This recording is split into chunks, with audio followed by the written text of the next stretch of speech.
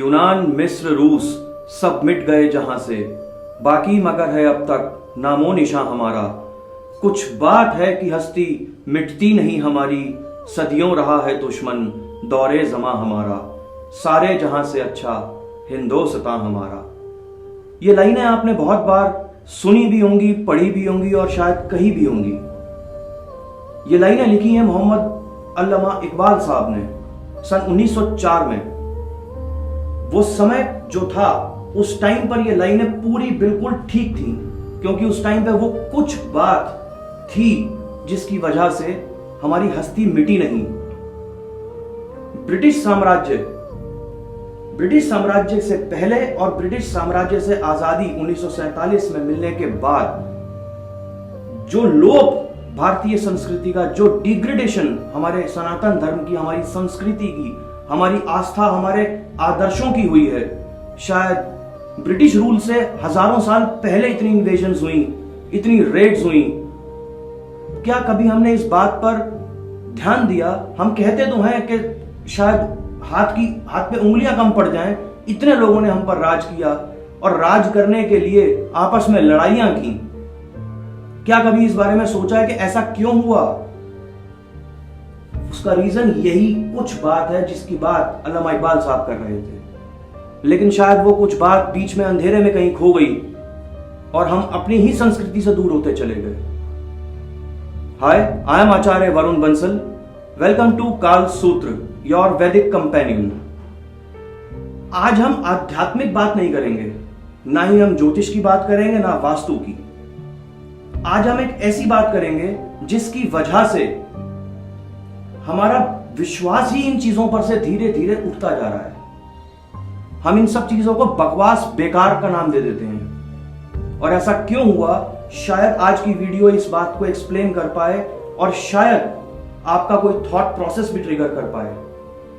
ये video specially उन लोगों के लिए है जो लोग ये समझते हैं कि जो भी कुछ अच्छा है या जो भी कुछ बड़ा हुआ है वो सब हिंदुस्तान से, इंडिया से बाहर हुआ है। यहां पे कुछ नहीं है, सब बेकार है। बात करेंगे 1947 से पहले की और 1947 के बाद की। ब्रिटिश रूल जब खत्म हुआ उस टाइम से लेकर आज तक हमने अपने देश की सारी व्यवस्था ही एजुकेशन पर आधारित कर दी। यहां पर मैं आपको बताना चाहूंगा कि एक फर्क है एजुकेशन में और लर्निंग में। शायद इन एग्जांपल्स के साथ जो मैं आपको बता रहा हूं ये डिफरेंस आपके माइंड में क्लियर हो पाए। पोस्ट इंडिपेंडेंस हमारा पूरा एम्फेसिस एजुकेशन पर था, लेकिन वो जो कुछ बात की बात कर रहे हैं वो कुछ बात एजुकेशन नहीं, लर्निंग थी। जी हां, लर्निंग। भारतीय परंपरा के अंदर उपनिषद की परंपरा थी। अब उपनिषद क्या होता है?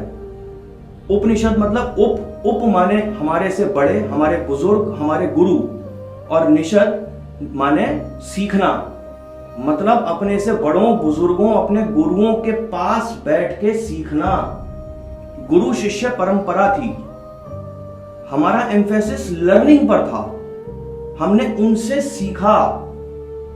यही कुछ बात थी जो हम मिटे नहीं, और यही बात हमने ब्रिटिशर्स के जाने के बाद खत्म कर दी। हमने पूरी की पूरी प्रणाली ही एजुकेशन पर बेस कर दी।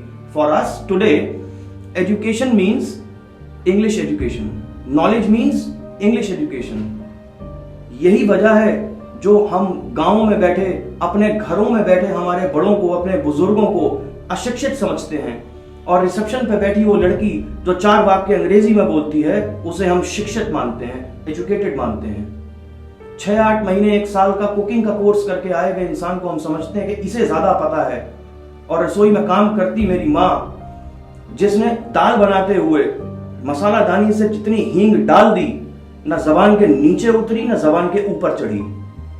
ये लर्निंग से आया, ये अनुभव से आया, ये सीखने से आया।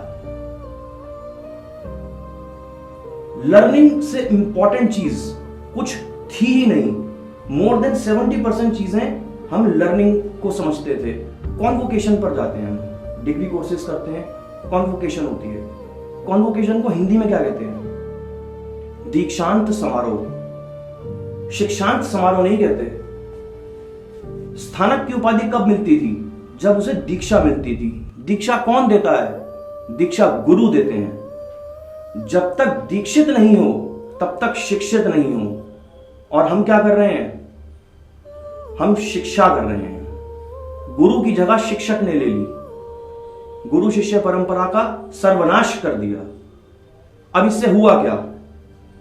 इससे यह हुआ कि हम अपने बाप दादाओं की अचीवमेंट्स, उनके एक्सपीरियंसेस, उनका ज्ञान हमें पता ही नहीं है, हमने पढ़ा ही नहीं है। और वो ना पता होने की वजह से जब हमें यही नहीं पता होगा कि हमारे पूर्वजों ने क्या काम किया है, तो ऑब्वियसली हम सामने वाले ने जो काम किया है उसी की तो प्रशंसा करेंगे, उसी की तो अचीवमेंट्स गिनाएंगे।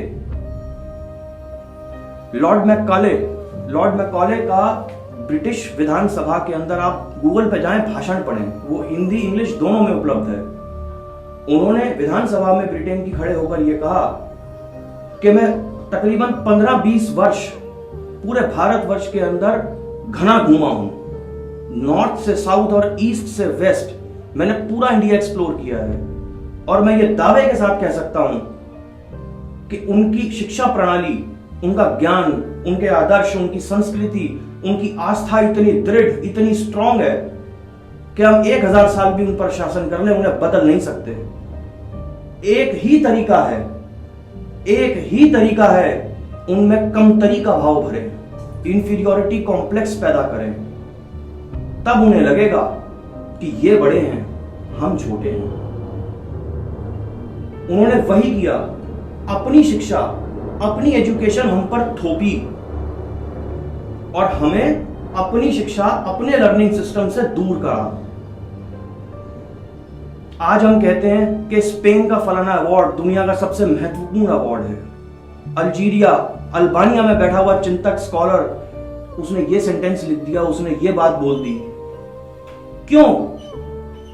ऐसा इसलिए क्योंकि हमने पढ़ा नहीं है, हमने भारत को जाना ही नहीं है, इसीलिए हम ऐसा कहते हैं। और तो और हमारी हिंदी फिल्मों के अंदर आजादी के बाद जब जो हिंदी फिल्में बनी, उनके अंदर पहले हीरो उर्दू मिक्स्ड हिंदी बोलता था, अब पिछले 30-40 सालों से इंग्लिश मिक्स्ड हिंदी बोलता है। और हिंदी बोलने वाला जो कैरेक्टर है उसको या तो कॉमेडियन बना दिया जाता है या विलेन बना दिया जाता है। तो अंडर अ स्पेसिफिक स्ट्रेटेजी हमें सिस्टमैटिकली ये समझाया गया कि भैया हिंदी बकवास चीज है और आपकी संस्कृति, आपके आदर्श सब प्रिमिटिव हैं, इसमें कुछ नहीं है, जो है इंग्लिश में है। वही बात धीरे धीरे पीढ़ी दर पीढ़ी हमारे अंदर बैठती चली गई। आज अगर इस बारे में आप अपने पेरेंट्स से भी बात करेंगे तो शायद वो भी इसी पॉइंट ऑफ व्यू को लेकर हों जिस पर आप हैं, क्योंकि उनके साथ भी तो ऐसा ही षड्यंत्र हुआ, उनके साथ भी यही सब चीजें घटी। आज मैं आपको कुछ ऐसी अचीवमेंट्स, कुछ ऐसे एक्सपीरियंसेस या कुछ ऐसी बातें भारत के बारे में बताऊंगा जो शायद सुनकर आप भी सोचने पर मजबूर हो जाएंगे। श्राद्ध, साल में श्राद्ध पक्ष आता है, 15 दिन का श्राद्ध करते हैं हम अपने पूर्वजों का। तो जब हम तर्पण करते हैं उनका, तो पंडित जी आकर 4 पूड़ियां अलग निकालते हैं, जिसे वो कहते हैं गौग्रास। वो 4 पूड़ियां जो होती हैं उनमें से एक गाय की होती है, एक कुत्ते की, एक कौवे की, एक चींटी की। अब गाय being at the highest pedestrian, divine animal मानते हैं उसको। कुत्ता भैरों की सवारी, शमशान का प्रतीक, लाइफ एंडिंग सिंबल। कौवा सोसाइटी में से, एनवायरमेंट में से गंदगी साफ करने का काम करता है। और चींटी सिंबॉलिकली एक बहुत सबसे ज्यादा वीक इंसेक्ट या एनिमल। अब इसका मैसेज क्या है? हमें सिस्टमैटिकली, सिंबॉलिकली ये समझाया जा रहा था हमारे बुजुर्गों द्वारा, हमारे कार्यकलापों द्वारा, कि अगर आप मनुष्य हैं और आप यूनिवर्स की सबसे बेहतरीन क्रिएशन हैं, तो इंसानों को तो छोड़िए, आपको जानवरों को भी साथ लेकर चलना है, आपको उनका भी ध्यान रखना है, नीचे से लेकर ऊपर तक। और अगर हम वेस्टर्न कल्चर की बात करें तो वेस्टर्न कल्चर के अंदर तो 15-16 साल तक की उम्र में गवर्नमेंट पैसा देती है, बच्चे के पालने के लिए, और उसके बाद कह देते हैं कि भैया अपने आप देख लो।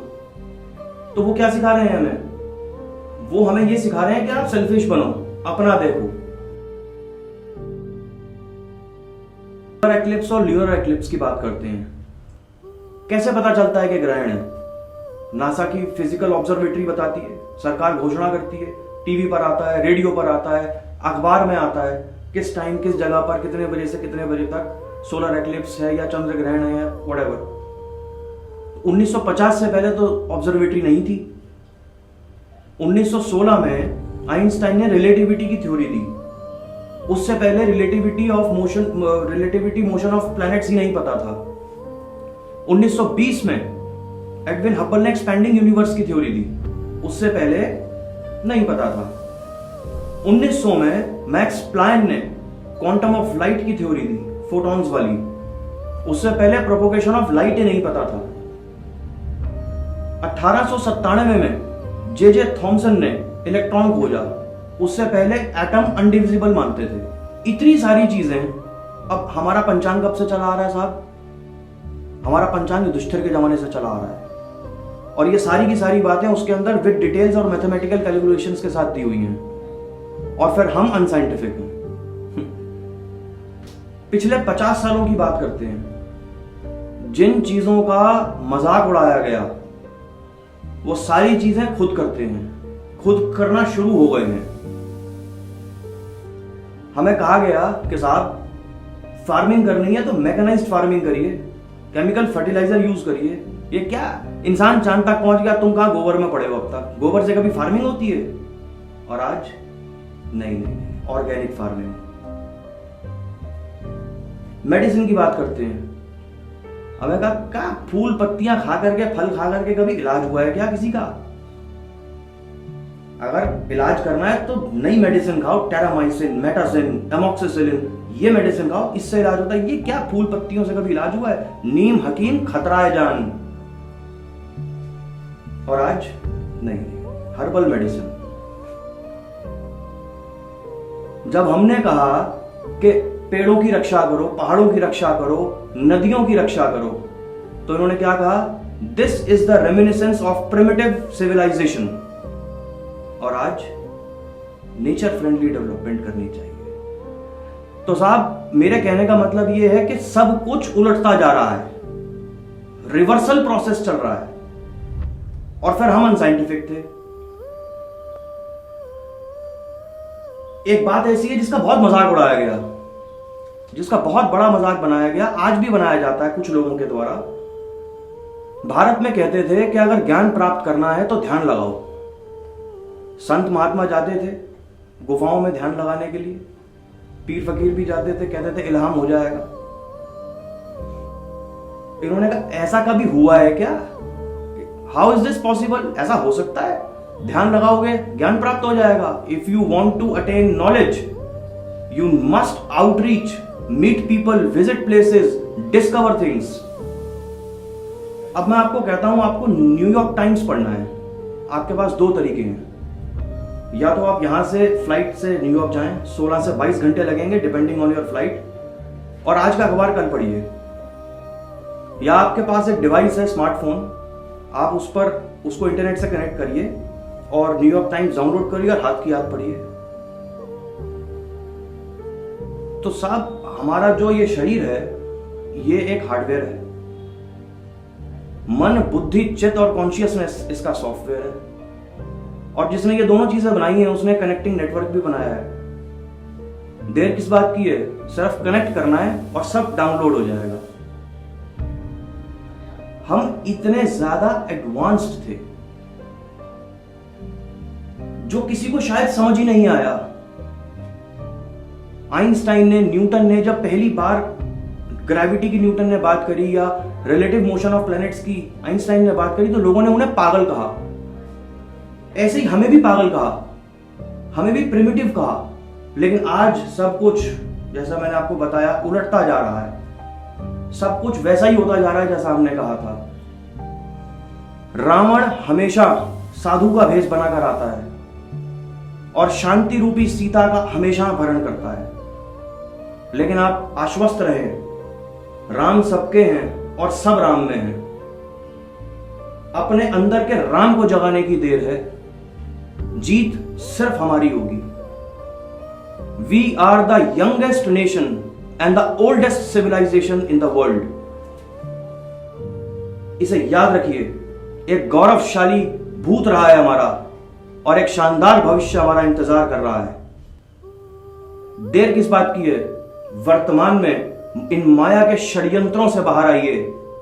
वर्ल्ड लीडर और सुप्रीम पावर तो हम शुरू से ही थे, लोगों के मानने की देर है।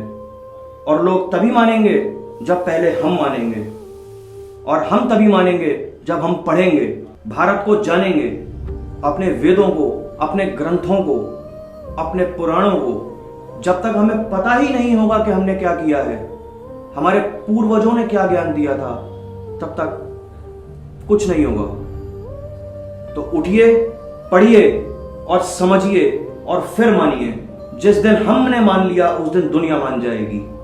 धन्यवाद।